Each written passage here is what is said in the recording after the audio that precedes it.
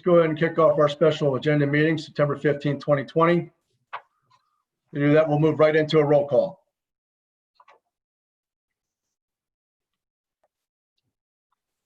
Trustee Gator. Here. Trustee Jerome. Here. Trustee Kenny. Present. Trustee McDonald. Here. Trustee Whitehouse. Here.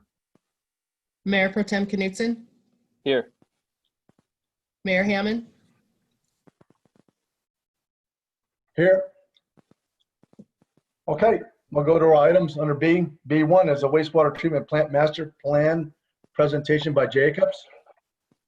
So good evening, Trustee and Mayor Hammond. This is Dave Meyer, our staff engineer. So we've had Jacobs working on the master plan for our plant, as well as our sewer collection system since last August. Jacobs has been working very closely with town staff and the plant operators throughout the process. The sanitary sewer system portion of the plan is still being worked on, and we anticipate a draft report on that within the next couple of weeks or so. But tonight, however, the focus is on Wellington's, excuse me, wastewater treatment plant. So as mentioned during the July 22nd or 21st work session where Jacobs gave a brief update, we're facing some capacity issues at our wastewater plant. Jacobs submitted a draft report on the wastewater plant back on July 31st, and that draft has been reviewed by town staff, and feedback comments have been sent back to Jacobs. Jacobs is now working on incorporating all those comments into the final written report, and tonight's slideshow summarizes that report and presents Jacobs' recommendations on the plan. So this presentation will also include some estimated costs at this time, and kind of in hopes of lessening the impact on that a bit. A few things to keep in mind. So the costs that will be talked about tonight are at the master plan level, and definitely subject to further review and exploration of possible options for cost reductions, which the staff will be looking at. Costs are also projected up to 2022 numbers, and they do include all the engineering design fees and markups, and more details on that will be presented by the Jacobs team. So with that in mind, a number of the Jacobs staff are online right now. I'd like to reintroduce Project Manager Richard Saxton to lead us into the wastewater treatment plant findings. I'll now share my screen, and Richard, please unmute yourself as the wastewater plant floor is now all yours again. Thank you, Dave. Just to confirm, can you hear me? Yes, I can hear you. Okay, great. And then, Dave, were you able to share the slideshow, or should you like one of us to do that? I'm working on that right now. Great. Well, thank you, everybody, for carving out some time to hear an update. As Dave said, we've been through and developed a pretty thorough draft, reviewed it with plant staff, and wanted to introduce a couple of the key people on our end. Kyle Snyder and Heather Stewart have been doing a lot of the heavy lifting on this particular part of the work that we're doing for you. We also have Al Paquette on the phone, who you've met a couple of times, who has a lot of water wastewater background and just kind of helping us in the background as well. So Kyle will do a lot of the presenting this evening, and I will do a little introduction using the first couple of slides. So with that, Dave, if you go to the next slide, please. So in this brief presentation, the first three there really are identifying some of the challenges that are faced by the existing plant. So we'll talk a little bit about the growth that's been experienced and the loads on the plant, some existing conditions and limitations that the existing facilities have, and then we'll transition to identifying the regulatory concerns and really what's coming up in the future. And then that'll lead into Kyle will run through really how are we addressing all these issues, and he'll talk about the phasing and the site layout options and costs, and also what would be some good follow-up steps. Thanks, Dave. So I believe we've shared a version of this in the past, and I thought I'd bring it up again. Again, this is one of the reasons why a new wastewater plant or an expansion at your plant is needed, in the near term. To refresh your memory, in purple there, we have the capacity of the existing plant, and that is really being measured in the pounds of BOD, the biological oxygen demand, kind of the solids load that goes to the plant. That's a lot more critical than the flows are nowadays, because people tend to have low water use fixtures, and the plant is going to max out on load capacity before it maxes out on hydraulic capacity.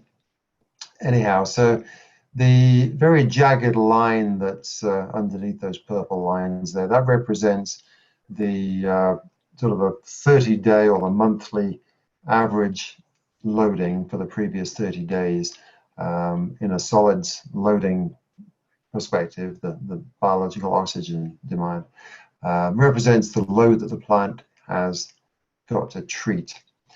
The dashed line is the 95% limit. At that point, ideally, you're actually in construction.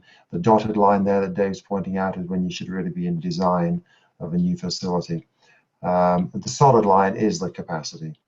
The hollow circles there indicate some of the actual daily loads that come to the plant. Some of those have, in fact, exceeded the plant capacity, but your permit is based on a monthly load limit. So you're pushing right up against that existing plant capacity. So the green line then represents the assumed 6% per year population growth. We have started that at 2020 equal to the maximum capacity of the plant, because really that reflects the fact that historically and very recent time you have hit that capacity. So as that growth kicks in, you can see that in light blue the next expansion is proposed to carry you out through 2030s. So that's what we have shown there. Kyle will give you a bigger perspective of how that looks going even further into the future. So again, key takeaway here is the plant is at capacity even today when you have a rough month. Okay, Dave. This slide is an aerial image of the wastewater plant and just provides a little pictorial indication of some of the other challenges that are really less related to capacity, but more so related to some limitations that you have. This facility is about 20 years old. It's done a good job getting you to this point, and there will be some additional things that need to be done to keep even the existing components rolling for the next 20 plus years. Not to belabor these in great detail, but a couple of the highlights maybe would be, if you look at the elliptical 3 rings in the middle, that is the secondary treatment capacity. That's the one, the plant, that's the piece that really deals with the organic loading. That is at capacity, so that is doing all it can do, and it's been expanded as far as it can be right now. If we look in the bottom right-hand corner, we have a 100-year floodplain. Floodplains invariably seem to go up over time, which can be a real frustration, but it's something which people are facing all around the country as they see, be it climate change, be it increased development, causing more runoff, but for whatever reason, the 100-year floodplain tends to go up. And we need to do some more deep diving into this, but looking at it from a 30,000-foot view, the 100-year flood, as categorized now, could actually back up into the effluent flume and even into the UV filters and impact that a little bit. So, there's ways to deal with that, but that's a challenge. Up above there, we have the UV system, which is at capacity. Feedback from the operators there, they could really use some mechanical means to help replace the bulbs, a little crane or something to help facilitate easier changing of the bulbs. The box above it maybe is the last one I'll highlight, but that would be when the last expansion was done a couple of years ago, It's kind of 10 pounds of potatoes in a 5-pound bag. You know, there's an awful lot of piping and pumps that have been added, which certainly saved costs when it was done, but there's some real access constraints in there. It's pretty difficult getting through that building if you have to do repairs. And again, while it works, it's one of those things the operators want to make sure definitely isn't repeated in the next expansion. So it gives you a little idea. Little walk around the plan there. So on to the next one, perhaps, Dave, unless anybody has any questions. And Carl, feel free to transition in here, but as we look ahead to the regulatory concerns, there are things coming down from the regulatory point of view, which, you know, the existing plant is not designed to handle. So these will need to be addressed as we go forward in the future.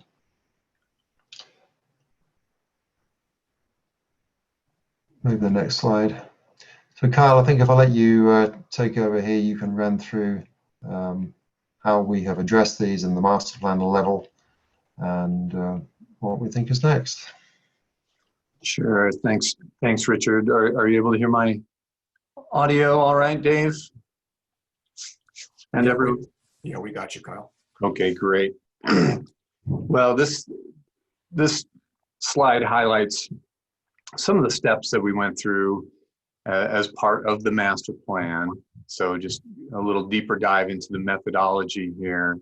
We modeled the existing system. That's with a wastewater process model that we developed and modeled it specifically to all of the facilities at the Wellington wastewater treatment plant. And so the purpose of that was to confirm the capacity of the plant, of the existing facilities, and then also take a look at how those facilities could then be expanded for future needs. We reviewed some various treatment technology alternatives. We wanted to look at proven technologies that we knew would meet the upcoming demands for growth, and also those regulatory concerns, as Richard highlighted on the last slide. Most notably, nitrogen, total nitrogen and total phosphorus limits. And these are coming into the permit limitations for all of the plants in the state that are at or above 1 million gallons per day of a rated flow capacity. Your current plant capacity is 900,000 gallons per day on a flow basis. So with the next expansion, you will be in that category. So we reviewed various technical alternatives. We looked at the site plan and some of the constraints, as Richard mentioned. The floodplain is one, and just the physical amount of space for what space we would need for the next expansion, and ideally an expansion or two beyond that. We wanted to confirm that the site could be used into the foreseeable future. We worked with the town staff to understand some of the limitations of the existing plant. As Richard mentioned, there will need to be some investment in the existing facilities, which are approaching 20 years old, so that they can be used for another 20 years in addition to new facilities. And then we ran through a cost estimating exercise at again, a master plan level, kind of a high level, to get an idea of order of magnitude where the costs would land for an expansion of the plant. And we looked at a schedule for implementation of all the steps for engineering design and some of the funding requirements and regulatory approvals.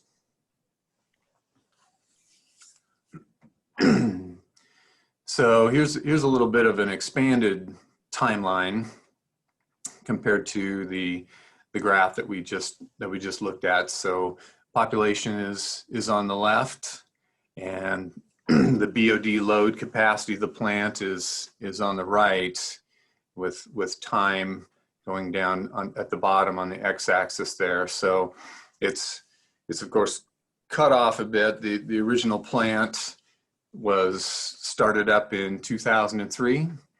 Actually, Richard and I worked on the design and construction of that plant way back when. And the original capacity lasted until 2016, when the last plant expansion was made. And as you can see, we're already at capacity given that expansion. So for the next expansion, we wanted that to last hopefully a little bit longer. It's a balancing act of how much money you want to spend up front so that you're not going right back into another design and construction cycle and all of the costs and energies that entails. But looking out ahead, 10 to 15 years seemed to be a reasonable time frame, and then another expansion would be needed after that, with the assumption, as noted there on the right, of a 6% growth rate. So from the town's planning staff, a 6% rate was what sounded like what you've experienced in the past several years and what they wanted to assume into the future. So any questions on that?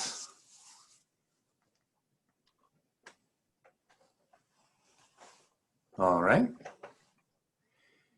And so this is just a little shorter summary here of the plant expansions. We're calling phase 1 the original construction, phase 2 the expansion that was completed in 2016, and so the upcoming phase we're calling phase 3, which we have in the current implementation schedule in the master plan to be completed by the end of 2023. And then phase 4, again, dependent on growth, but approximately 10 years out in the future after that.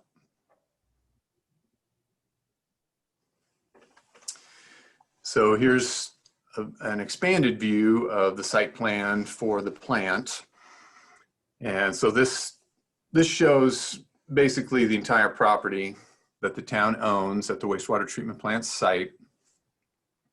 You have Box Elder Creek on the east side of the plant, and that's where the effluent, the treated wastewater liquid discharge goes, is to the creek. And the purple facilities are the existing ones that we just saw in that other aerial image. So this takes a look at the next 2 to 3 expansions and shows how they would fit on the site. The light blue would be the phase 3, so the next expansion, or teal, I guess, and where those facilities would be located. We're anticipating using many of the facilities that are currently in existence. Not all of them can be expanded again or utilized easily for an expanded plant, but we're trying to reuse as many as possible. As I mentioned, the teal facilities are for the next expansion, and then the phase 4 would be in gray, which would be fewer facilities, but utilizing some of the buildings, some of the newer buildings that are built during phase 3, and just adding more equipment to them.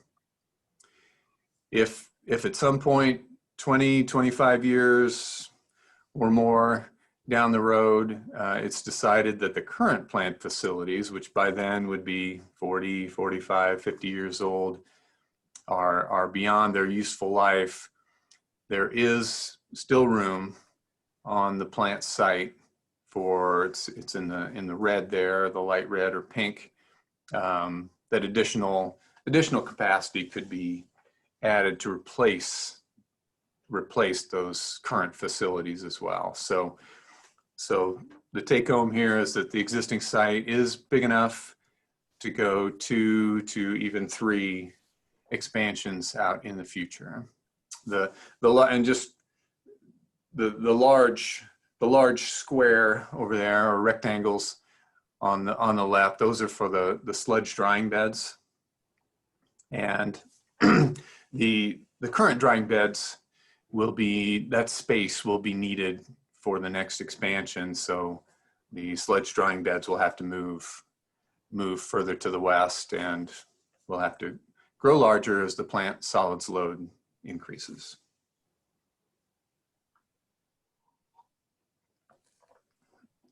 Okay, Dave.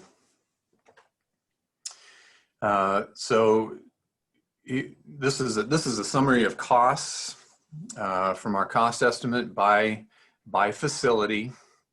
And we did look, as I mentioned, at some alternatives for treatment, and we costed those out. A lot of them are similar facilities, depending on which treatment scheme that you look at, either of those two columns, a lot of commonality there. But there were some differences in the aeration approach that could be looked at. Still others that could be looked at as well in terms of, cost refinement, et cetera. As Dave mentioned, these costs do include a healthy contingency included in the cost of 30%. And then they include a lot of non-construction costs, legal and administrative costs that the town would have for implementing whatever funding solution is used, be it the state revolving fund loan program as you're using on the water plant, or some other means. It also includes the cost for all the permitting steps and different reports that are required for the funding program, and then engineering design and engineering services throughout the construction. So it's, everything rolled up in these costs. This is for the liquids treatment, and this is the larger need for the plant and the area that's really butting up against capacity now that Richard mentioned. So that's on the liquid side. And then the solids costs are smaller in comparison, but still significant. We looked at a number of different options for the solids, and some of these items can be kind of selected a la carte. There are some opportunities for phasing, especially of the solids handling costs. Right now, the town's plant has digestion facilities and sludge drying facilities, but then those solids are hauled off to a third-party composting operation. So the rest of the sludge treatment, if you will, is done off-site.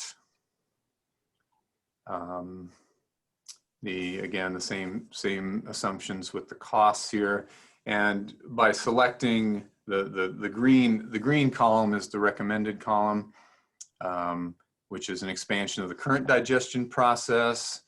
But as the plant expands and as the loads increase in the future, you may want to look at another process that we had run costs on here, the ATAD process, which will more significantly reduce solids and reduce the quantity of sludge that then has to be hauled off and away from the plant. So it may become economically feasible to look at that in the future, and choosing the lesser cost alternative now doesn't preclude you from switching processes, and some of those tanks could actually be reused for that other process in the future. The same thing that we're doing right now at the South Fork Collins Sanitation District wastewater plant, converting some old digester basins into this ATAD process, which will save them money. All right, we can probably move on, Dave. So rolled up, these are the order of magnitude costs that we've estimated at this stage. These are also projected out for a couple of years of inflation We're anticipating that construction would begin in 2022. So we've inflated these for a couple of years of inflation for the cost that would be incurred at the time that the construction contract was signed. Again, there are some options for cost saving, including phasing of some of these improvements. And so that would be, further refined in a preliminary design phase.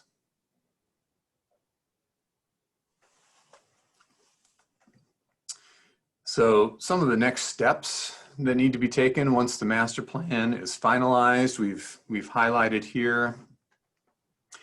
We will need to confirm the assumptions on the exact size of the capacity increase, and that starts the ball rolling with the permitting unit of the Colorado Department of Public Health and Environment. And so they need to know exactly how large of an increase the plant is, so they can run their calculations for how much additional waste is going to be discharged to Box Elder Creek and what the limits for that discharge should be.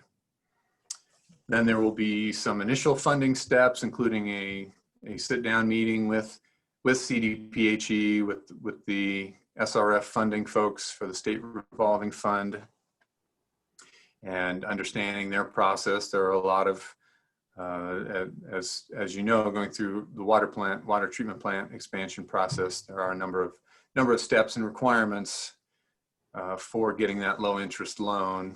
Some of those are listed here. Another engineering report in there highlighting some of their specific needs, project needs assessment, they call it, and an environmental review, and some other financial reports as well. And then there are the permitting steps with CDPHE permitting and engineering divisions, starting with the preliminary effluent limits and determination of what the limits will be for the plant. And then the utility plan is a local planning step that needs to be done for the North Front Range Water Quality Planning Association that the town and all of the towns in Larimer and Weld County are members of. And so that's the first step toward engineering approval with CDPHE. So these steps need to start soon. They do have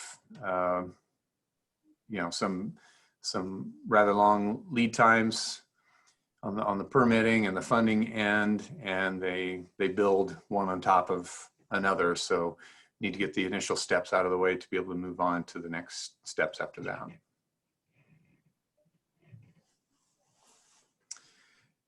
And then finally, this is the overall schedule that we have laid out in the master plan. So these next steps that we mentioned on the previous page will need to be done in the next 6 months to be able to move on with the processes there.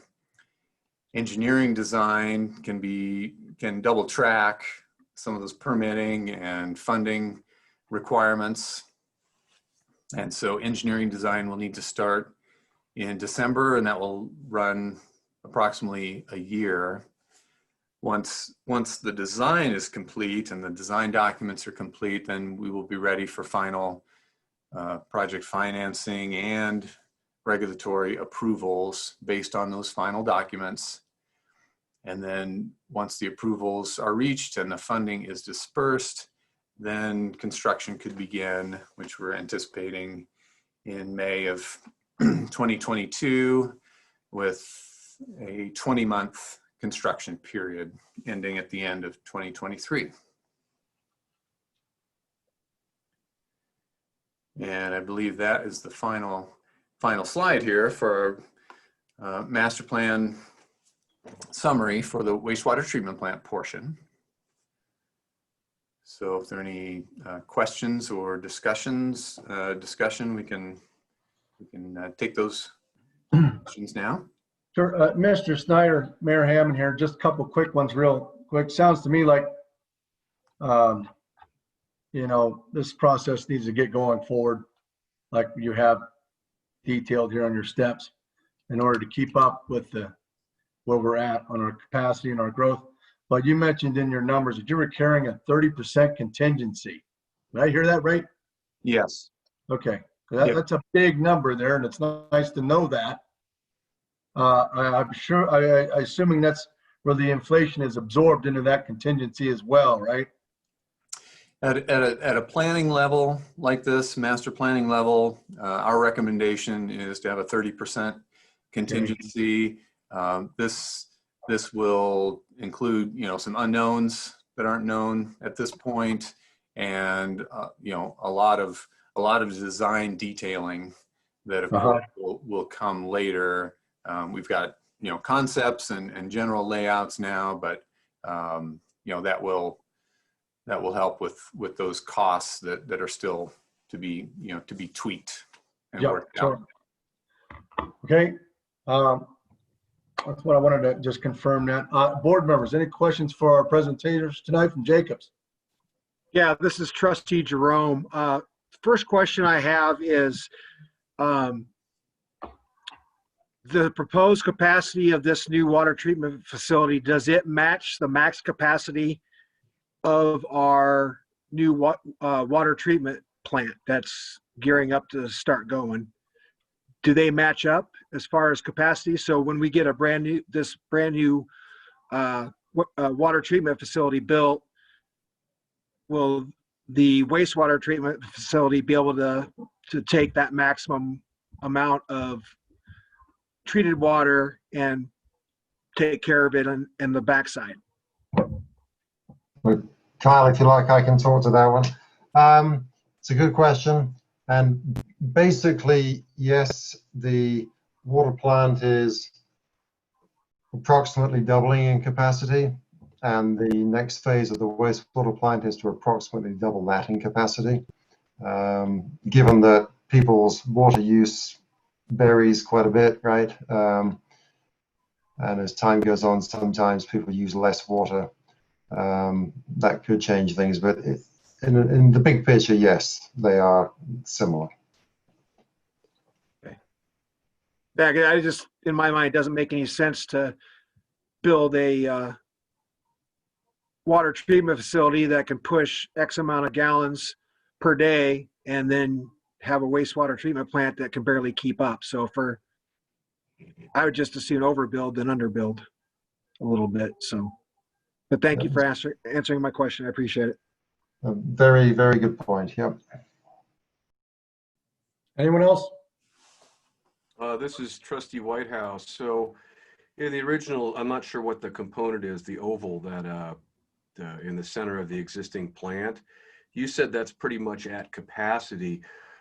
Between now and bringing a new plant online, how does that work as loading increases on that facility? I mean, are there some interim changes that would be implemented to address that in the short term? That's another good question. And what we are anticipating is that to get you through the next 3 years through construction is that there would have to be some supplemental aeration equipment installed in that basin, in that oval basin. So some temporary aerators that can be installed, some way to add additional oxygen to get you through the next 3 years. And that's the piece that is going to be really critical. The other processes should be able to handle the next 3 years, but to make sure that you stay in compliance with the permit, we will most likely have some temporary aeration additions to that basin. Yep. Thank you very much. Anyone else? I actually had one more, sorry, I actually had one more question. In that timeline that you showed us for the need for the upcoming upgrade, and then just 10 years later, another upgrade being possibly needed, is there any way to make that so it's a longer period of time before we're upgrading? Because I mean, it seems like we just complete an upgrade in 2016. We need to do another major upgrade now, and then 10 years down the road, we're projecting we need to upgrade again. I mean, that seems a little close to me, but obviously, you know, this is your field of expertise, but it just seems like very close times between expansions. You know, 2016 was the last expansion. It's 2020, and we're having to look at doing a new one. And then, according to your timeline, was it 2032? Basically, 10 years from the completion of this next phase, we have to start looking at another one. I'm just wondering if you could clarify why that is, or if it would be smarter for us to do a little bit maybe larger expansion this time to push out the next expansion for maybe 20 years. I don't know if you could, if that's even possible. So that's another really good question. And I think perhaps, Dave, could you go back to the site plan, slide number 9? I'll make a few comments and see if Carl has a few more as well. If you look at the blue teal colors, you'll see that there are quite a few facilities that need to be built in the next expansion, you know, the blue one, to be large enough to accommodate future ones. So for example, Dave's pointing at the new headworks there. You wouldn't put every pump and screen in now, but you'd have to build the concrete structure big enough to accommodate the ultimate build out, right? Likewise, the Raswaz pump station, that's another common building that's to the left a little bit. So there's a lot of money being invested to set the stage for the following subsequent expansions. I mean, if you wanted to expand and put the gray ones in as well as the blue, you could do that. The other side of the coin, though, is a couple of things. One is growth rate at 6%. Will that continue? Is that a dollar amount that can actually be funded at this point in time with the present base? And then there's a process aspect as well. You don't want to underload the facilities too much, or you're not really getting the benefit from them, and they become less efficient. I don't know if Carl, you'd like to speak to that a bit more. Yes, the heart of the process is a biological treatment process. So that oval basin, you know, contains, you know, the wastewater coming in, but also a community of microorganisms that are doing the dirty work, if you will, of consuming that waste, breaking down that waste. And so you want the right mixture. You don't want to dilute it too much. You don't want to have too much loading in there as well. So we do have to be careful about that. Additional concrete tanks, like the gray tanks, could be built and be left offline, though, until they are needed. And then they would be ready to be placed into service when the loads increase to that point, and then that would extend you out for a number of years beyond that. The other piece of it is just, you know, strictly the financial piece of you know, how much additional loan that you feel you can take on. Ideally a 20-year expansion is probably what we would shoot for a lot of the time. But again, it can be a financial burden if you're growing at a very, very fast clip. So I think that's something that can be looked at harder here. But as I mentioned, that is a decision that we'll have to come to before we start into the permitting process. So now's the time to have that discussion. So I guess let me ask a question in regards to that. So if I'm understanding what you're saying correctly, potentially, obviously we don't know numbers, but the next expansion after this one would be significantly less because we've already put a lot of the major construction pieces into place, such as buildings and things with this current expansion. Would that be correct? Yes, yes, that would be. So you're paying for that space, as Richard mentioned, up front here in some of these new buildings. So the next expansion, is going to be far less costly than this phase 3 expansion, because in some of these cases, you're just putting existing buildings, you're putting additional equipment. Okay. Yep. Any other questions? I don't know if this is a question for here or a separate conversation, but about how to manage funding on this, because how does that going to function? We're already looking at a massive spike in our water costs that we're going to be passing on to our citizens. What is the impact of this going to be? Because this is essentially going to be going at the same time. So my understanding of things with having to come this in, we'd be looking at and this price is a lot more than the water treatment plant. We're going to have to be looking at a very significant spike, I would seem, to our wastewater rates as well. Or do we, and I guess attached to that, do we have a funding mechanism in place with development where we're setting funds aside for things like this expansion? Because this need for expansion is driven by the growth. Are we accounting for that and setting funds aside for projects specifically such as this?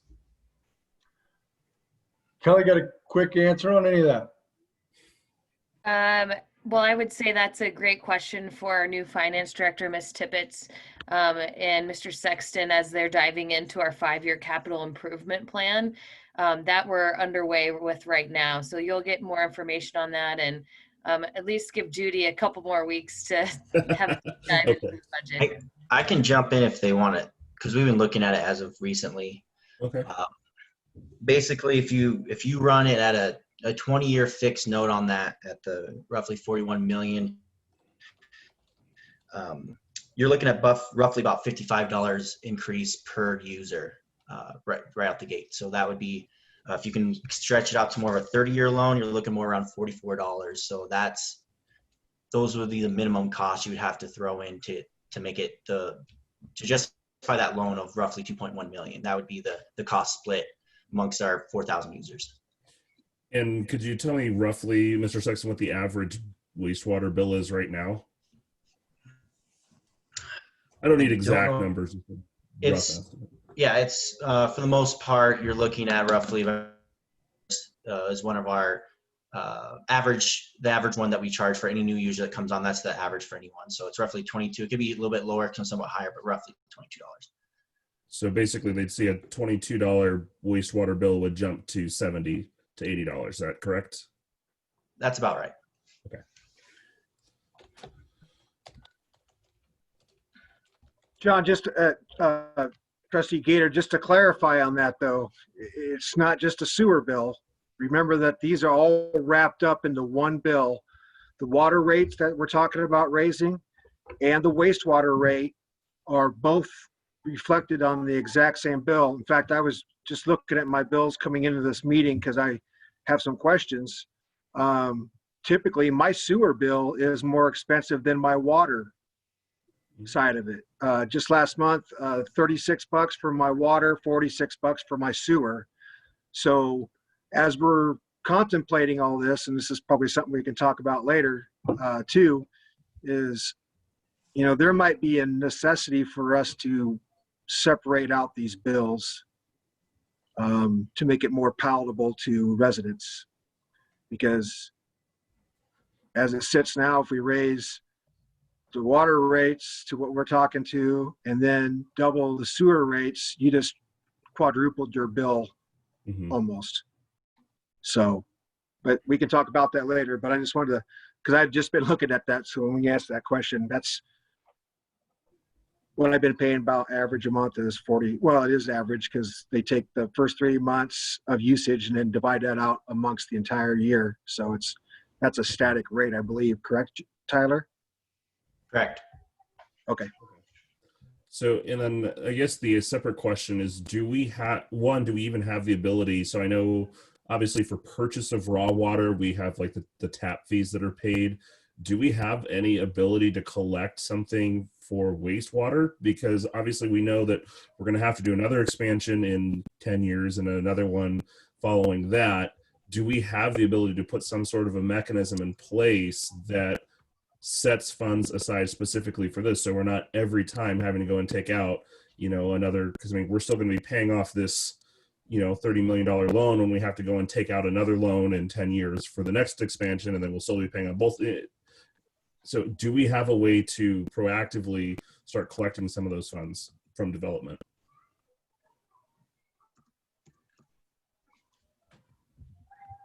Tyler, you got a crack at it? Well, I mean, we do charge that impact fee for all new development. I believe, Cody can correct me if I'm wrong, but I believe it's $7,500 per new development. Correct, it's $75 per residential unit. Okay, so what have those fees been going to, or where are those fees? Well, they're currently in the fund balance. So the sewer fund has approximately, I'm estimating after, for 2021, the new balance should be roughly 8.2 million. So a pretty healthy fund based on fund balance reserves. But when you add in a $41 million project, that's a large amount of money. So that's where we've been going. As you guys well are aware, the sewer fund was one more of the profitable funds. It roughly makes, $200,000 per year based on usage. And so, and adding the impact fees, that's how they got the fund balance as high as it has been. So, okay. So is the $200,000 number without the impact fees, or is that after impact fees? That is before impact fees. So okay, operating profit, is what they make. Okay. So. Mr. Sexton, I have a quick question for you. Throughout the presentation, you mentioned some other funding mechanisms. I know that right now DOLA is getting at the end of their energy impact grant cycle. Are you guys going to be pursuing other grant opportunities to help fund this project through DOLA or the state? I would love to explore that. We're probably going to be working with Dave and CDPIG and seeing if there are other ways that we can help subsidize some of this cost. I know we had a really early meeting with Dave, and he expressed that there are some options, but all the timing is the issue from what I've been told. But Dave can speak more. Yeah, that's exactly right, Tyler. The timing is a big issue. Working with Jacobs on exploring other means for funding. We looked at SRF grants, which are available under some conditions, but unfortunately the town of Wellington did not meet those conditions regarding average income, I believe, of the town citizens. The other thing that we looked at is an energy and mineral impact assessment fund, which is a grant, which sounded pretty promising for a while. And that's, I believe, is up, Kyle, correct me if I'm wrong, it's up to about $200,000. But there's some conditions on that as well. On one of those being we can't get started on the design or any of those preliminary steps until we have wording on whether or not we receive that funding or not. So with respect to the time frame, it doesn't look right now like a very possible or positive way of moving forward.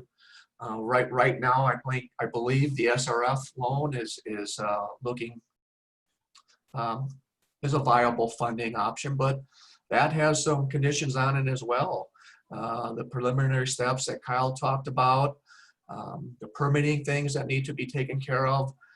So those are all things that I'll be working on with Bob and Tyler and Jacobs in the next coming weeks on what's the best way the town can move forward with this. Okay, well, we've got a finance director coming on board. I'm sure this is going to be at the top of her list with Tyler, and everybody's going to start working on this, right? That's where we're headed. Anything else from anyone? Yes, this is Trustee Whitehouse. I have a question. So it looks now that we're going to be running both a water treatment plant expansion and maybe a wastewater treatment plant expansion concurrently. I know in the next year, there's some discussion about hiring additional engineering staff. I don't know if that, speaking to Bob, or what would accelerating, if we're going to hire people in 4 months, does it make sense with all this additional work that we accelerate increase in staffing for the engineering division? There's a lot of stuff going on here. I certainly wouldn't have any objection to that. We are stretched pretty thin for sure. And we have two major projects going on at basically the same time. We do have two pretty critical positions for public works in our proposed staffing plan, which you'll be seeing soon, along with the operational budget presentation. So I think we'd probably want to just kind of get to that step and understand the cost involved with that. And if there were a way to accelerate it, I certainly wouldn't argue with that. I just think with all the workload, I think that's something that I certainly would look for. I would look to accelerate that, just because there's only so much you can do with the number of people, and these are major projects. So that's something that I certainly would support. Anyone else? I agree with Trustee Whitehouse on that.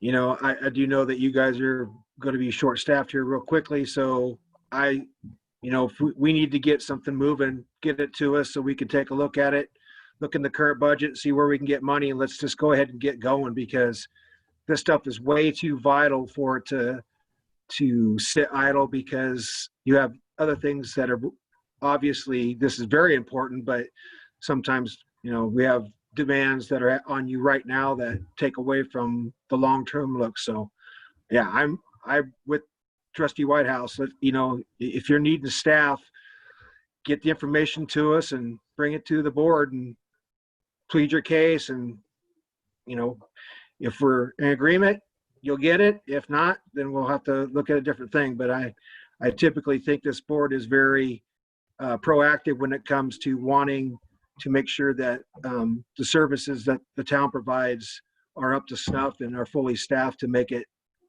worth the while. So my 2 cents on that. Thank you for bringing that up, Trustee Whitehouse.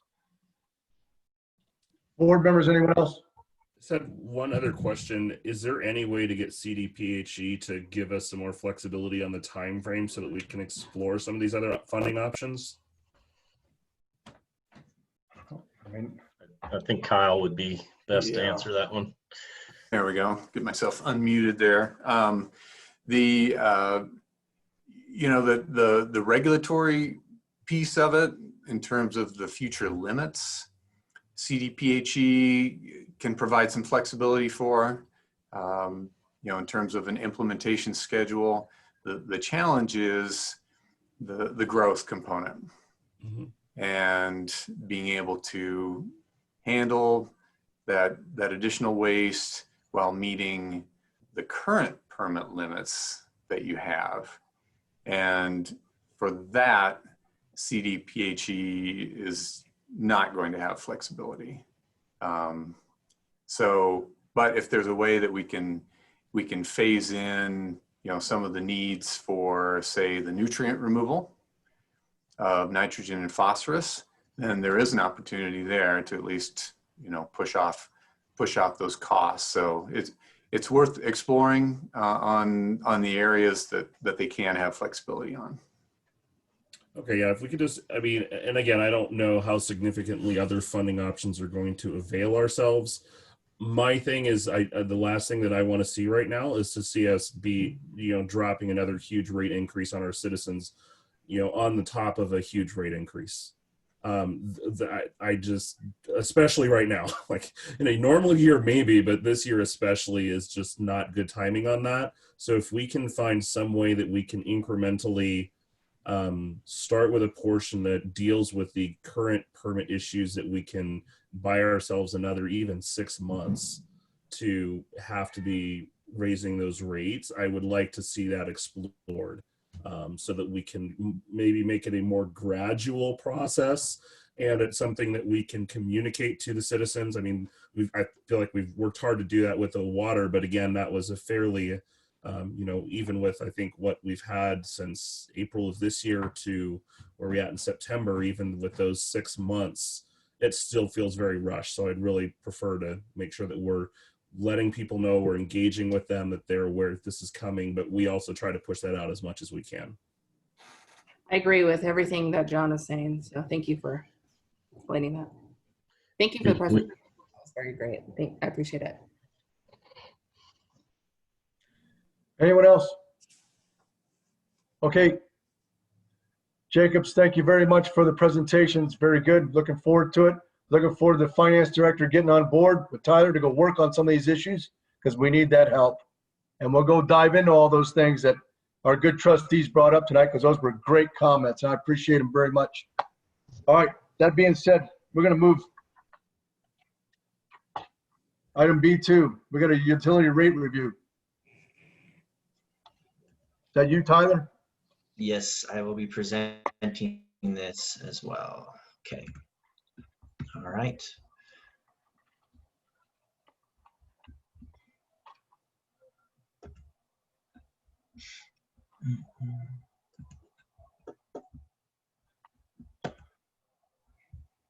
Okay. So there has been a few updates since the packet went out, and I'll be showing you just guys a slightly different presentation that was currently in the packet. So for a quick overview, we'll be going through the 3 scenarios that were presented on August 10th board meeting. Here's the timeline that was presented on August 10th. We have completed the survey and the presentation results on the September 8th meeting. Going forward, we're looking to adopt the rates on September 22nd with implementation either on October 1st or January 1st, depending on the scenario selected. So just a recap, scenario 1, we maintain our current rate structure till 2020, but on January 1st of 2021, increase the base rate to $74.94. Based on the survey results, 9.9% of the residents preferred this option. Scenario 2, this is the $35 increase in October 1st and an additional increase to $69.83 beginning January 1st of 2021. And then based on the survey results, 28.1% of the residents preferred this option. And then scenario 3, this was a $60 increase on October 1st, additional increase to $61.93 January 1st, 2021. And then based on the survey results, 27.1% of the residents preferred this option. So I'm just going to open up for questions and discussions for you from the board. Anyone have any quick questions on this, board members? My questions are regarding when we were first running all these models, we hadn't taken any changes with, regarding developers or anything like that. Have any of the changes that we've made additionally have any impact on the models that we've been using? Well, the change that we made was just to the raw water fee. So the raw water, the impact fee that helps for any capital improvements. So they're basically 2 separate items. It does help us on purchasing new water and getting those water rights for all the residents, but it doesn't. It's a separate fee outside of for the impact. If that makes sense. Quick question, Tyler. Isn't that rate used to help calculate your utility rate? So the inflation model that was used for the market share value, isn't that incorporated into determining the water utility rate value? That's correct. So we anticipate the 200,000 market value with an increase in usage. That's kind of how we got to, that's one of the factors that does affect the rates. Okay. So is that the 280 number that you're using? I was just going to ask for clarification on that because I'm pretty sure we just approved 280 previously. I might be a little confused. 284. Isn't that the inflation rate on the projected inflation rate on the cash in lieu Yes. for developers? Yeah. Okay. Yes, that's correct. I think you're getting the two rates confused. Well, and that's where I'm a little frustrated is because on the presentation that was provided in the packet, I saw a slide where that was incorporated into determining the water utility rate for users.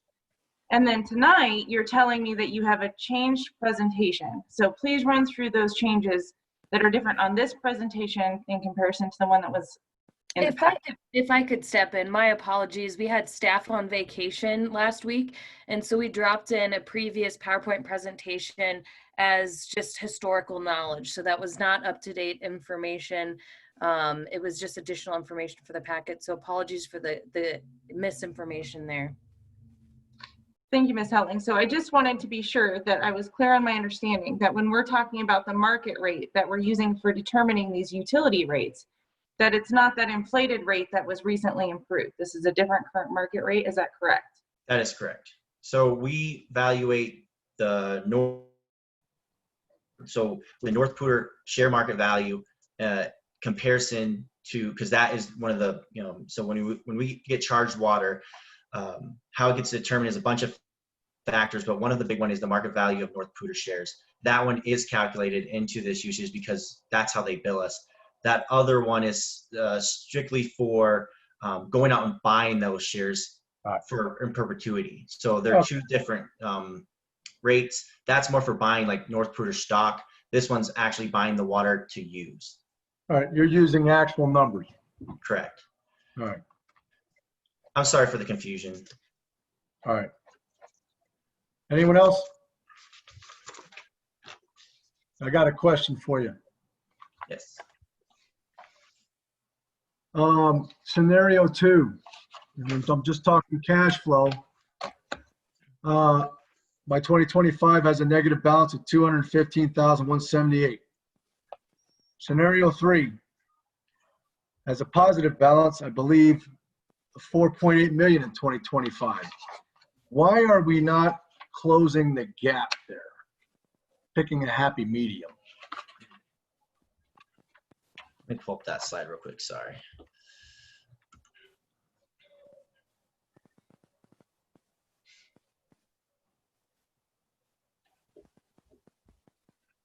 So you're looking at,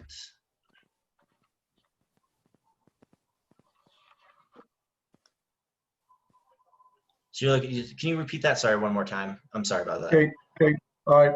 I just was looking through what was given to me in my packet. Now, if the information has changed, it's changed. But if I go to scenario 2, you got your recommended rates. That's all good. Go to the cash flow.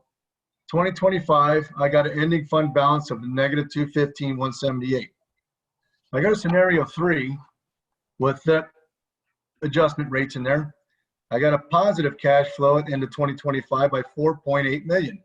Why wouldn't we pick a happy medium there and close the gap a little bit between those two increases? Something a little bit more palatable. Explain, can you, explain to me the deal here? You could do me a favor and show your screen so we can switch between those two. I understand better what I'm seeing. That would be helpful for me. Yes, let me switch over. Thank you. Okay. So scenario 2, negative 215,000. That was assuming 18 to 35 to 42% increase. And then update step structure went from 18 to 45 to 56, 64. And we still maintain the same policy. Basically what we did is looks like. Go down a little further and show that balance, please. Oh, right down here. There you go, yeah. I think I can answer the question because I think I understand. So I remember this now. That one was the problem with the scenario 3, and it isn't, you get to those numbers at 2025. The problem is, as you can see right here, for the next 2020, 2021, 2022, 2023, you're out of fund balance policy. All right. Your hopes is that you hit 2025 and everything goes perfectly and we restore balance. This was just a scenario just to try to show you, the step increases that are potential, but you'd have to allow for us to fall out of fund balance policy in hopes that we hit everything correctly at 2025. Well, both scenarios hope that we hit everything correctly in 2025, don't they? Say that one more time, you cut out, sorry. Both scenarios anticipate a true 2025, don't they? Yeah, so what I said in the previous presentations, that the 2025 numbers, a lot of that will be driven by the CIP projects that come out through the next few years, and they haven't all been filled out. So they might go up, they might go down. It's a 5-year outlook, and for the most part, all of them will trend downwards because some of the projects that we have in the CIP currently are 1.5 million, 2 million. Then at 2025, we have less than 200,000 in the CIP project. So that's kind of how they all kind of get to 2025. But again, these are all very long-term projections with a lot of. They're not that long-term. There's only 5 years. I'm wrestling with the amount of difference here in cash and the funding imbalance. Yet both scenarios seem to be options for our town to approve. Can I answer that? 'Cause I Please, think I Trustee understand. Gator. So the problem with this is scenario number 2 that we see on the screen. I think this is where Ms. Hodling was talking about the inaccurate information. This was the initial rate that we were given by the consultants. This did not take into effect the dramatic increases in the cost of North Poudre. So this was done, and so what Mr. Sexton did at our request was he reran their numbers against with the adjusted price increase of North Poudre, which is why you see the fund balance go negative. So what we see here, scenario 2, is not actually an option that we should be considering. That's what it sounds like, John. Yep. So, and that's why that's the original recommendation, but without the North Poudre. They made the recommendation assuming North Poudre was at like 120,000, but it's at 200,000. So that made a very big difference in the numbers. So that's why you see that vast difference there. So to clarify, obviously the scenario of doing nothing is not an option because everything goes pear-shaped. It looks like scenario 2 doesn't seem realistic. So it seems like we're down between 3 and 4. Is that a reasonable summation? And obviously sounds like 3 requires us to be out of our fund balance policy for at least 5 years. So that's correct, but I would focus on the presentation I showed, but previous were the ones that kind of give you guys those 3 scenarios. Those are the ones we really need to zero in on. If we're going to maintain the fund balance policy, the rates have to be going to effect around $75. If we decide fourth quarter, you're looking at, like I said, either $35 up to a $69 or then a $60 to $61. Those are the ones we asked on the survey, and those are the ones I think would be, in my opinion, the 3 options we have to choose from. So would that be the scenarios that are presented in the June 16th board packet? Would that be correct? Yeah, so I can pull them back up for you guys. Yeah, because it's different than what we got in this one. We need to see. So,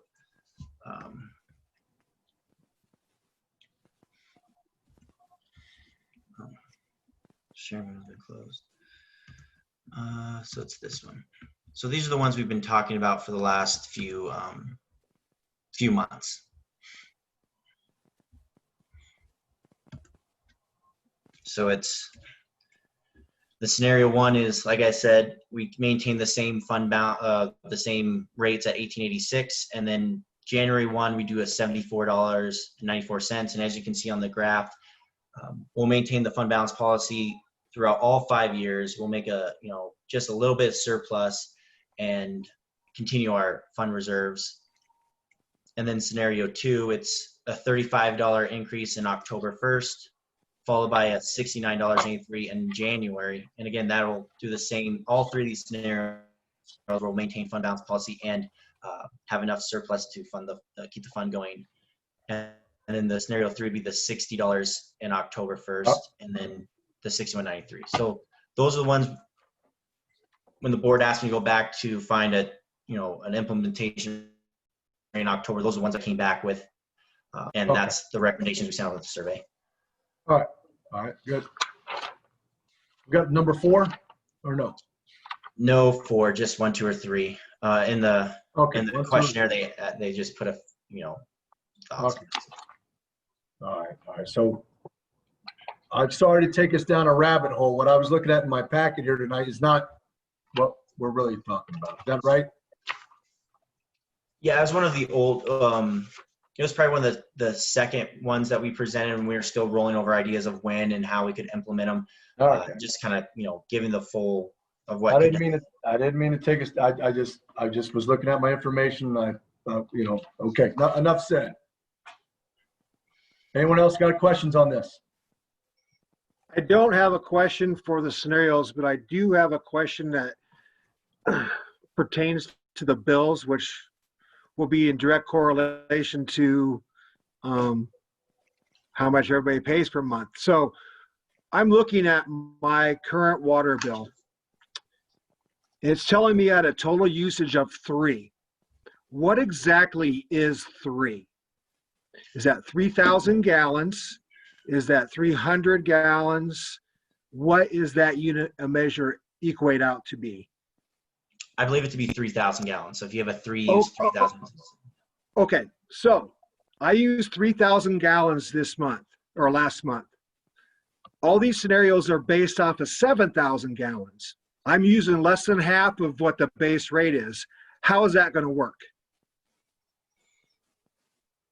Because I'm not going to pay for 7,000 gallons when I'm not using 7,000 gallons.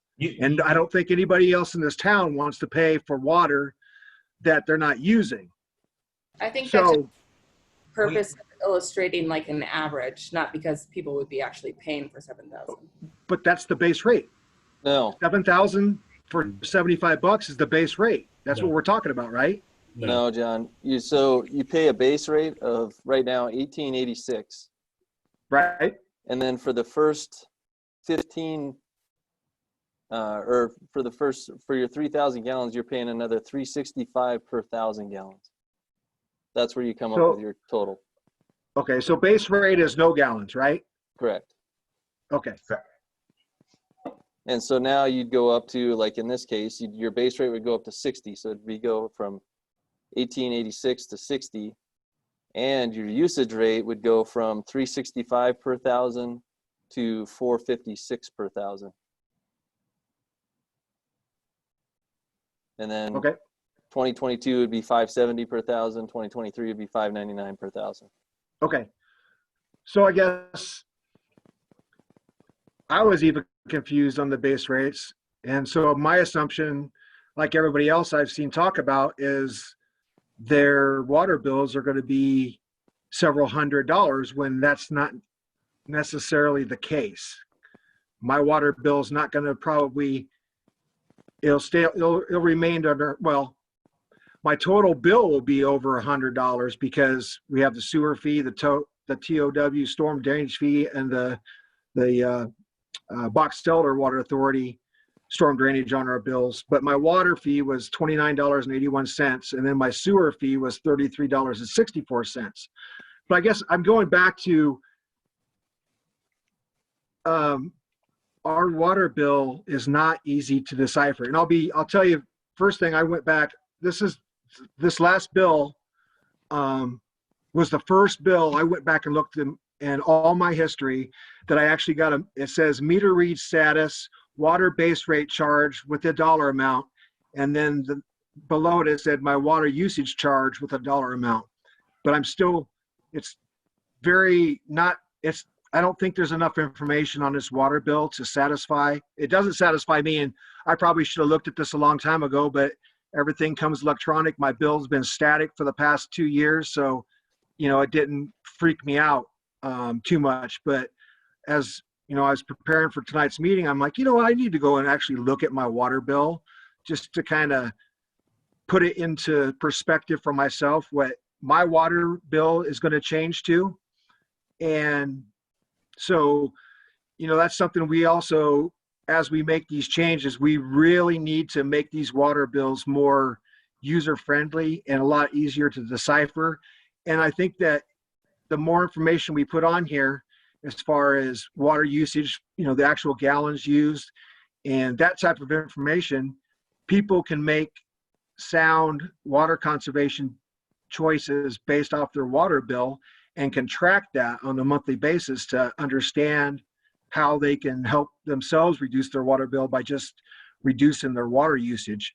Because as I look across the last 12 months, I got the little bar graph on here, and in May it says I used 10.5 units, which my bill didn't go up that much. So what is that?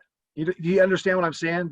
Does everybody understand what I'm getting at here? I mean, and I don't know if anybody else has sat down and gone over their water bill, but it's tough to decipher as far as gallons used and that type of information. Like I said, this is the first time that the base rate and the water usage rate has appeared on any of my bills. I went back and looked at every single one of them for the past 2 years, and this is the first time it ever appeared. So I think moving forward, no matter what choice we make as far as the rate changes, we also need to make some serious changes to our bills to make it a lot easier for people to understand what's going on. Because if people just look at their total bill, mine's $74.78, and now we're going to add another $75 to that, that's $150.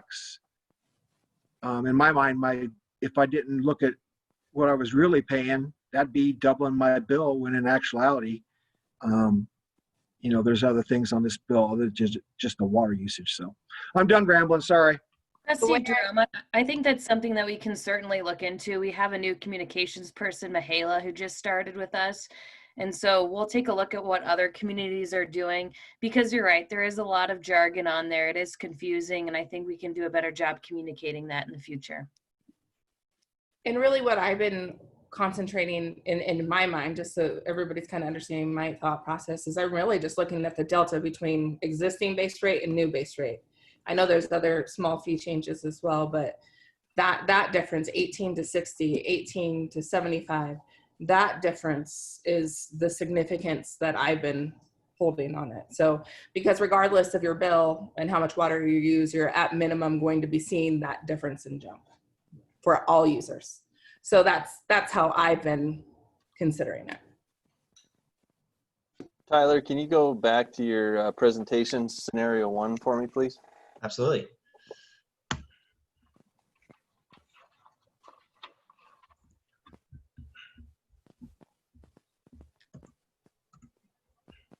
Go back. There we go. So that one, we're staying at the 1886 for, or wait, never mind. That's for 2020. Okay. I'm just trying to total up basically what, depending on which scenario we go with, times the 12 months per year over the 5-year period of 2020 to 2025 to see what the total would be for each scenario. You want to look at a different scenario, Wyatt?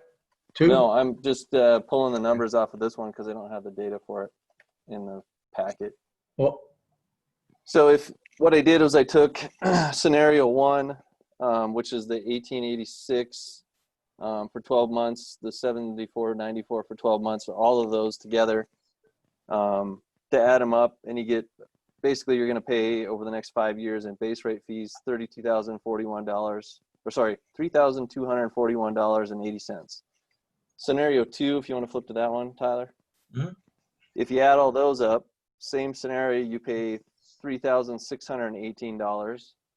And scenario 3, you pay $3,637. On an annual over a basis. 5-year period, there's only a $400 difference. Okay. And I think The other thing to keep in mind is did you calculate that you're only paying 3 months of the higher rate for those $60, the higher base rates? Because you're not paying 12 months of that rate in 2020. You're only paying 3 months. no, I did not pull that out of there. But Oh, okay. basically, there's not a big difference between either one of these scenarios. So I think it boils down to which one gets our fund balance into spec faster. Either one you choose, it'll maintain the fund balance policy. Okay. So then you look at what the preference was.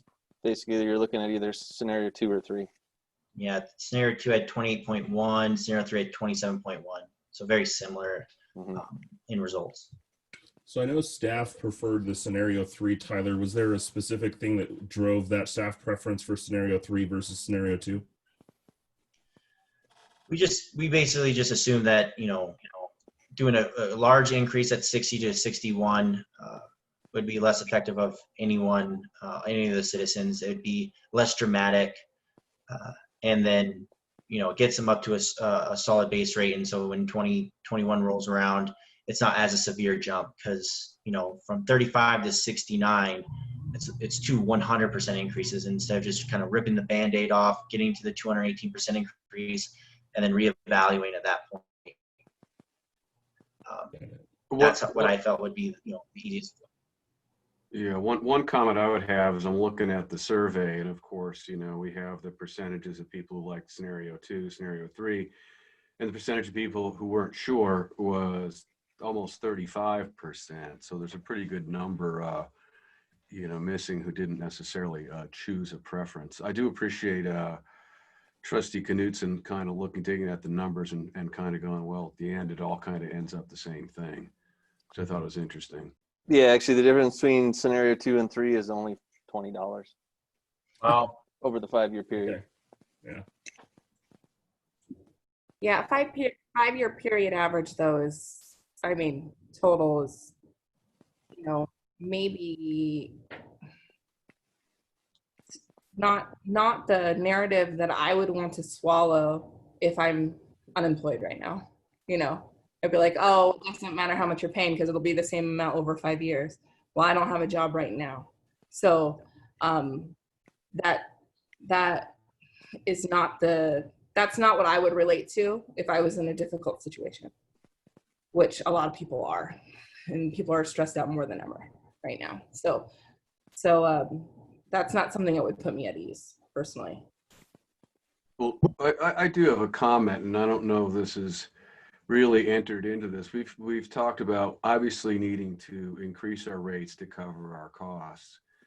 Now, and that's what we're asking everybody to do. Bulk water users, developers, just pay market rates. Now, obviously, currently, we are entering in negotiations with the North Poudre Irrigation Company, hoping to get a reduced cost of that water. Now, I don't know if this is really a policy decision, but again, if we're trying to basically cover our costs and not generate a profit, it's not really been explicitly said that if we can get our water cheaper through a renegotiated contract, is it correct to assume or state that if that were to happen, that our water rates would reflect that and go down? They're not always going to rise up. Is that a reasonable statement? That's really a policy question, but we've talked about increasing, but certainly seems that if we are successful at getting a better deal with the North Poudre water, or the share price mysteriously goes down, that would in fact be reflected in the end user fees. I would, yeah. Why wouldn't that happen? Who would disagree with that? Well, Go ahead, Trustee Whitehouse. Well, I think that, again, the water fund is an enterprise fund and really needs to just break even. It's not supposed to lose money, but that's what I was wondering. So we're doing all these things to try to lower the cost of the water, but is it fair to say that if we were able to lower the cost of the water, that would in fact be passed on to all users? I thought that was part of a discussion that we had at one point. Yeah, I mean, obviously, I pay my water bill just as, you know, every other trustee board member on here does. We all live in the city limits. We all pay the water. We're all going to have to pay a higher water fee. And, you know, I would assume, and I thought that was a discussion that we had at some point when we were talking about raising rates, and then, you know, the North Poudre contract came into play. You know, that was my assumption as well, is that, you know, if we're successful at renegotiating, you know, the amount of money we pay for raw water to North Poudre, that obviously we want to pass that back on to the end user as a rate reduction. That was always my understanding of the discussions we had. I guess maybe it wasn't explicitly stated, but that's my understanding. I think we acknowledge that yearly it's appropriate to reanalyze the current situation. So if those new negotiations happened at the next yearly analysis of what water rates should be, we would acknowledge that. Even if the costs of water go down, Trustee Kenny, they'll go down. They could go down. It's a commodity. They go down. Rates should go down. Right. So if we're analyzing it every year, then we can acknowledge that if needed. And I think you play with that the tier rate number and not the base rate number to adjust for that. Probably right. Yeah, these are all policy things, but I would be concerned with making a promise of watch the water rate or watch North Poudre, and if it goes down, your water bill is going to go down, because that's not necessarily a promise we need to make, but the promise is that we will analyze rates yearly. I think is a good promise to make, because that says that we will acknowledge whatever the case is in that scenario the next year. I think that's more accountable. There's nothing I wrong think with we may that. need to make that yearly analysis for both the water rates and the raw water fee. Yeah, absolutely. Because things are changing so quick and at such drastic amounts potentially that you need to stay on top of them. I don't see any reason why we can't. Because we're certainly going to watch them if they go up. So, okay. Anyone else have any comments or questions they want to talk about here on this? The question I had, I know there was some specific questions that were brought up around, do we have things in place to dealing with, kind of to Trustee Kenny's point, of people that are struggling, either don't have jobs or, you know, for whatever reason, do we have some set of program or something in place that we can try to work with people as the need arises that are going to be put in a position of hardship because of these changes? Kelly, you know of anything that we can do here? I would let Mr. Sexton talk. We do have kind of an informal thing that we do. Tyler, do you want to jump in? For, you know, assistance with the water? Mm-hmm. Paying bills. Well, I mean, as of right now, we haven't really done any shutoffs or anything. So we've allowed a lot of the customers to, you know, pay as they go. And we've kind of reached out to a lot of the customers, knowing that, you know, their circumstances are what they are, trying to find ways to set more payment plan options to, you know, and a lot of people have been calling in asking, and we've been working with them to try to make sure that water doesn't get shut off, and that we have a, you know, a viable plan for them to get caught up on the bill in a reasonable time. So that's kind of what we've been doing right now. And still kind of working, trying to figure out what's the best route and best options to really assist with these increases. I'm curious, just because I'm not familiar, but what kind of county or state assistance programs may apply to utility payments too? I just don't know what's available, and or if we should not advertise, but make sure that those resources are readily available if there is an option for any kind of assistance through separate outside of the town programs.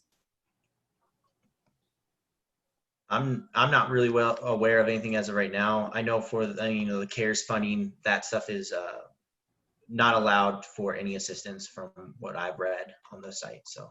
Oh man, I'm reaching way back to like high school when I used to work the 211 line. So there that I remember there being those available, but who knows what they are now. But I think it's worth looking into to see. Yeah, do you think we could maybe take an eye at some of that stuff, staff, as we go along? Maybe if there's help out there, we're looking at everything else for help. So I guess if you see something, we should offer it. I mean, I can ask the neighboring communities of what they've been doing and see what they can come up with. I'm sure we're not the only one facing this issue. And You bet. You bet. You bet. This isn't even specific to COVID or whatever. This is just general utility assistance. Yeah, you bet. If there's anything out there innovative, it'd be nice to know about it. Yeah. Well, I will just state that the issues that our communities facing are being faced by communities across the United States. That water rates have gone up dramatically in the last 10 years, and a lot of people are finding themselves thrown out of their house and the house being sold for a tax lien to cover their water utility bills. The feds have not really offered any financial assistance for water. They're talking about it for utilities like electricity, but the water has not been picked up. I mean, it's not a situation solely here. The water utilities have to now pick up some huge infrastructure costs because the feds have stopped really funding it in the last 20, 30 years. So yeah, it's okay. Well, go ahead. My other comment is that all these scenarios put our fund balance where it needs to be. It's important for me as a representative of the community to take my best effort to roll this out gradually. I think regardless of how we've talked about it or surveys or whatever the case might be, it's still going to be a shock, and it's going to be significant for families. And it's not just going to be this, it's going to be wastewater in the future. And I think that we need the trust with our community to say, we're going to do everything we can to do this in a way that will help you adapt to the change. So in my mind, just knowing, just what people are going through right now, it's important to me that we say, hey, this has to happen.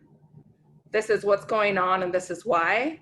But I'm going to take every effort to make sure that it's in as bite-sized pieces as possible to make sure that your family is okay. That's my perspective on it. And I think that's the face that I want to give to the community of saying, we're taking care of the community. We're making sure everything is where it needs to be for the sustainability of Wellington for the future. But with that said, I'm thinking about you and I'm thinking about your family and how this is going to impact you. And I want you to know I'm going to make it as easy as possible. So that's my perspective on it. I just want to share that because I hear a lot of things that like, let's just fix it as fast as possible. Well, all these scenarios put it where it needs to be. So I don't see why we need to do something shocking starting next month.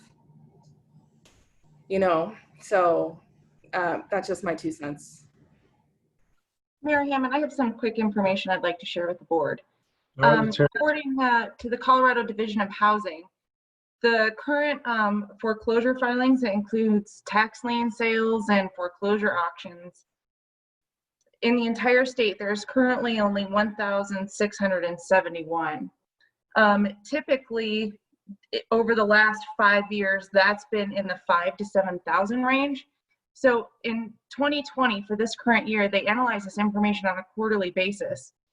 The actual economic development impacts to the housing at the moment aren't as traumatic as we might be leading ourselves to believe. So the foreclosure filings are a good thing for us to continue to watch and track because that will be a good market indicator as to what kind of distress our citizens are under.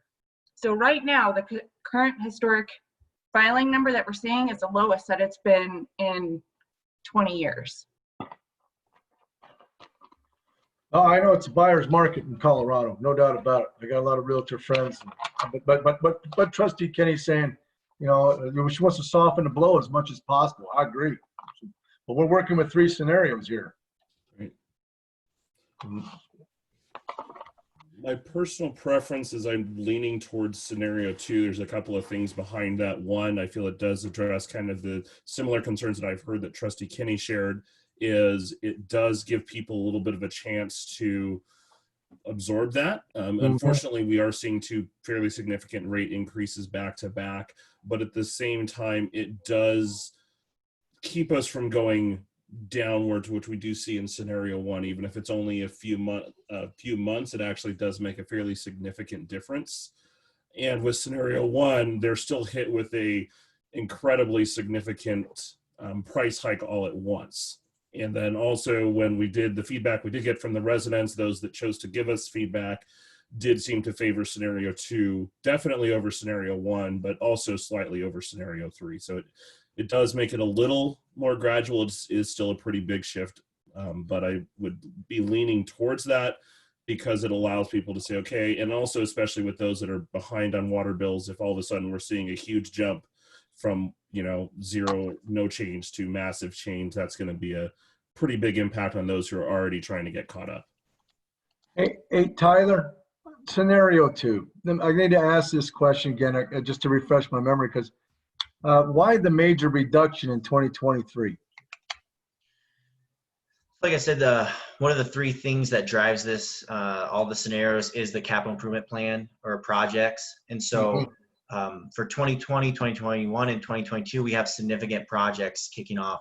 It starts to dwindle down because, you know, construction is going on with those other projects. So you don't see as much capital projects in those ones. Not saying that we won't add some. That's always the fear. But as of where the CIP sits right now, was approved by the board last year, that's the funding status. Those CIP projects are coming offline in 2023. And is staff being cognizant of this as we're considering what projects we do take on, and or is this something the board needs to consider?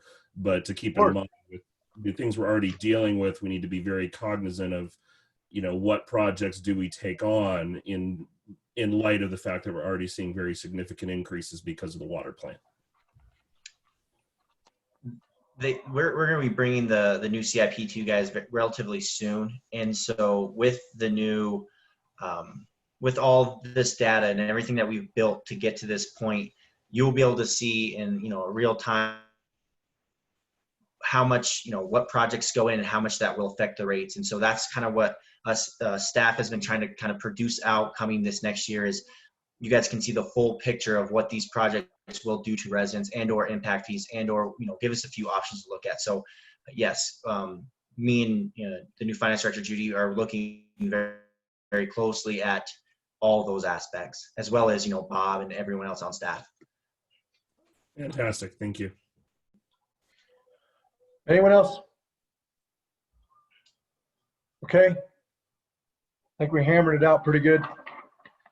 So my only follow-up would be next week we're going to be bringing this to the board as a resolution.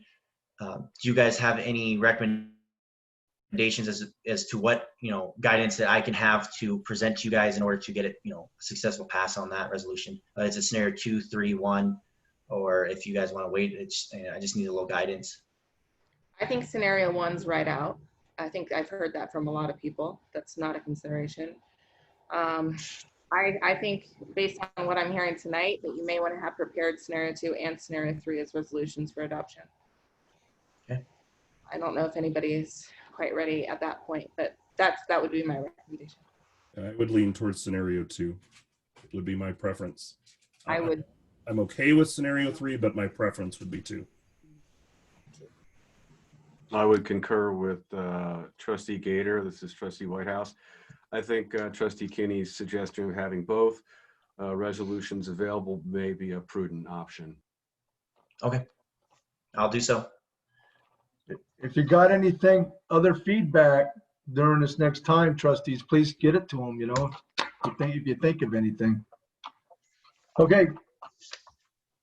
Let's get on to B3, election date discussion.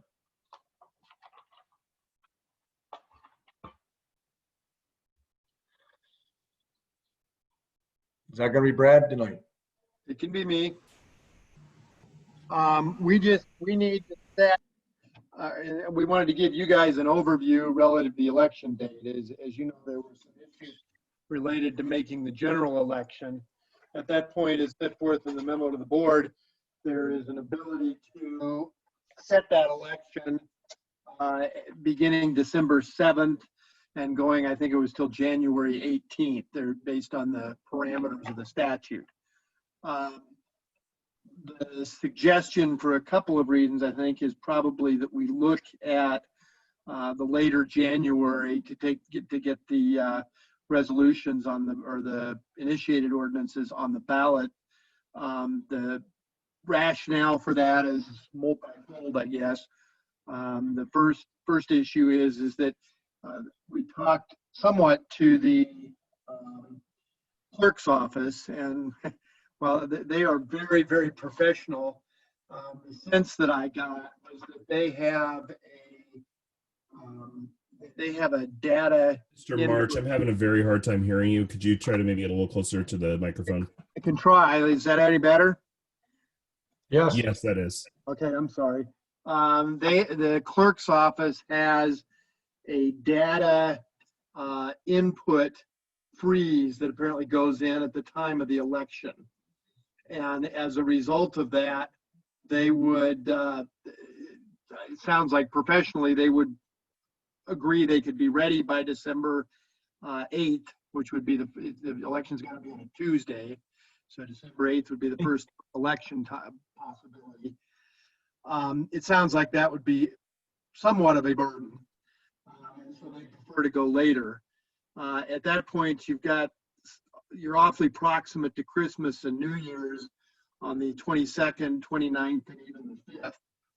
And so the thought that I had was that you probably look at potentially putting this on January 12th. The proponents of the initiated ordinance had a change in counsel in attorneys. As the board's aware, there are protests that are pending that are going to be heard tomorrow. I spoke with the prior counsel, who is now substituted out, and he felt that the January dates were probably going to be preferable to his client. I never got that absolutely confirmed. I raised the issue with the new attorney, and I don't think he had any great insights as of yet. So the thought would be is it probably makes sense to either set these on January 5th or January 12th if the board's comfortable with that, and have the special election then. Okay, board members got a comment? I think the furthest away from Christmas is the best. And then especially after the school year already starts, because people are traveling and all over the place. Good point. So I would concur. I think the 12th date, as Trustee Kenny said, I think that would work well. Anyone else? I think the 12th. Okay, it's gonna be written. Okay, Good. get it done. Thank you, sir. Thank you. Okay, that takes care of all of our action items. I got item C here. It looks like an executive session. Brad?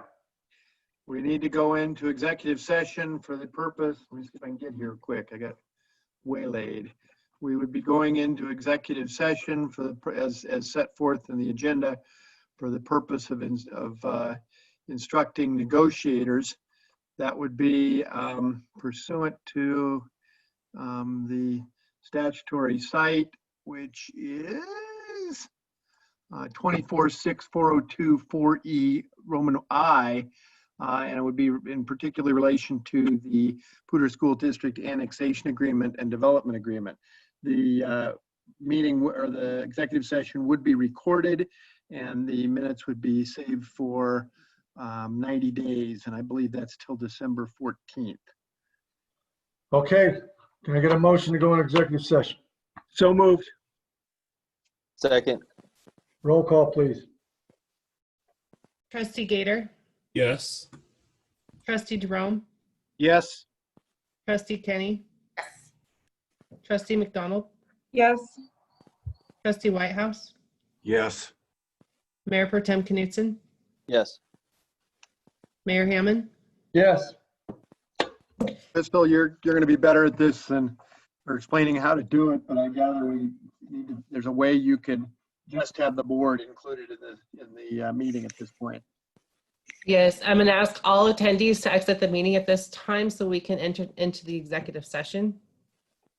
Is it possible we could take like a 5-minute recess? Sure. Yes, let's do that.